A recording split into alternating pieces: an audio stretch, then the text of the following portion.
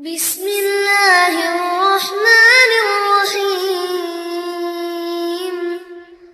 إذا جاء نصر الله والفتح ورأيت الناس يدخلون في دين الله أفواجا فسبح بحمد ربك واستغفره إنه كان توابا. Assalamualaikum warahmatullahi wabarakatuh. Alhamdulillahi rabbil alamin. Wassalatu wassalamu ala ashrafil anbiya'i wal mursalin wa ala alihi wa sahbihi ajma'in. Amma ba'd. Anak-anak Ustadz semuanya kelas 3 SD plus Marhamah yang berada di rumah yang Ustadz sayangi. Baik anak-anak, pada hari ini kita kembali belajar pendidikan agama Islam dan budi pekerti. Kita melanjutkan pelajaran yang sudah kita pelajari kemarin, yaitu membaca surah An-Nasr, menulis surah An-Nasr, mengenal surah An-Nasr, dan menghafal surah An-Nasr. Nah, pada hari ini kita lanjutkan, yaitu memahami isi kandungan pokok surah An-Nasr. Apa saja isi kandungannya yang perlu kita pahami surah An-Nasr? Nah, berikut ini akan Ustadz terangkan. Baik anak-anak yang berada di rumah yang Ustadz sayangi dan juga disayangi oleh Allah Subhanahu wa Ta'ala. Surah An-Nasr itu ada 3 macam isi kandungan atau isi pokok bahasan, pokok kandungan, poin penting di dalam surah An-Nasr. Ada berapa tadi, Nak? Ada 3 macam. Yang pertama, Nabi Muhammad dan kaum muslimin memperoleh kemenangan untuk merebut dan memasuki kota Mekah berkat pertolongan Allah Subhanahu wa Ta'ala.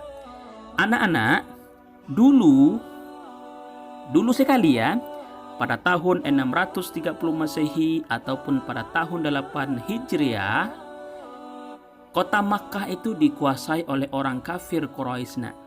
Walaupun itu adalah kelahiran Nabi Muhammad, semenjak Nabi Muhammad hijrah ke Madinah, itu Makkah dikuasai oleh orang kafir. Nah, pada tahun 8 Hijriah itu kembalilah Nabi Muhammad dan kaum muslimin dapat merebut kota Makkah. Itulah yang dinamakan dengan penaklukan kota Makkah. Artinya dapat kembali dihuni, ditempati oleh orang kaum muslimin. Itu yang pertama. Kandungan yang kedua adalah setelah penaklukan kota Makkah, artinya setelah Nabi Muhammad dan kaum muslimin bisa ditempati kembali Makkah itu, orang yang berada di Makkah itu banyak sekali masuk Islam. Berbondong-bondong orang masuk Islam setelah penaklukan kota Makkah, setelah perebutan kota Makkah. Itu yang kedua.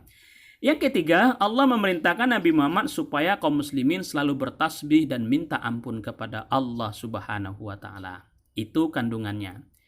Berikutnya adalah pelajaran. Pelajaran penting yang kita ambil dari surah An-Nasr adalah yang pertama, pertolongan Allah itu selalu ada. Jangan khawatir, Allah selalu menolong kita kalau kita beriman. Yang kedua, selalulah bertasbih dan memuji Allah. Yang ketiga, selalulah istighfar, minta ampun kepada Allah Subhanahu wa Ta'ala. Baik anak-anak, setelah kita belajar kandungan surah An-Nasr, pelajaran penting dari surah An-Nasr, berikutnya ada tugas yang Ustadz berikan kepada anak-anak Ustadz semuanya yang berada di rumah. Tugasnya cuma 2 macam. Yang pertama, tulis 3 macam kandungan pokok surah An-Nasr. Ditulis kembali. Yang Ustadz terangkan tadi. Yang kedua, tulis 3 macam pelajaran penting dari surah An-Nasr. Jadi bisa dilihat video Ustadz ini untuk jawabannya, dan juga bisa anak-anak Ustadz melihat buku paketnya ya. Buku paketnya halaman 7. Di halaman 7 itu dijelaskan kandungan dan juga pelajaran penting dari surah An-Nasr. Jadi tugas ini seperti biasa ditulis, dikerjakan di dalam tugas yang lain dari wali kelasnya. Kan ada buku itu, buku 100, ada buku di situ ditulis tugasnya. Demikian, terima kasih. Wassalamualaikum warahmatullahi wabarakatuh.